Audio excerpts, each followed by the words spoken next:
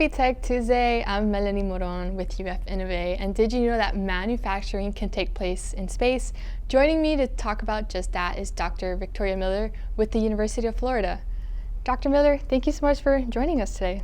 Thanks for having me. So what do you do at UF? I am an assistant professor at the University of Florida in the Department of Materials Science and Engineering. And what current research project are you working on? Right now I'm really excited about a recently awarded contract from DARPA called NOMAD. And in NOMAD we are looking at manufacturing sheet metal in space using lasers. What sets the NOMAD project from other projects? The NOMAD project's really exciting because we're trying to build structures that could never be built in space before because they're just too big to fit inside a rocket. What we're doing is we're actually trying to use lasers to bend sheet metal, and we're using the heat from the laser to bend sheet metal without touching it.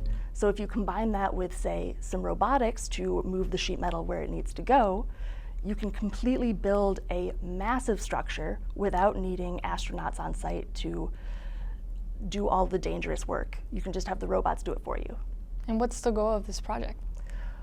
The goal of this project is to actually build very large precision structures. So something like a 100-meter solar array or an RF antenna that could rival the James Webb Space Telescope.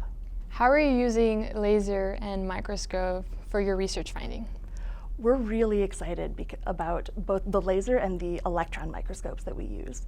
The laser itself is surprisingly low in power, so you can get away with a very safe laser and still bend lots of sheet metal. The electron microscope is even more exciting. I love electron microscopes because you can use them to see things that are too small to actually see with light. So they are smaller than the actual wavelength of light, and you can see it. There's a whole other world at that length scale. Well, Dr. Miller, it's been such a pleasure hearing about the NOMAD project. Thank you so much. It's been fun. And that's another great Tech Tuesday. We'll see you next week.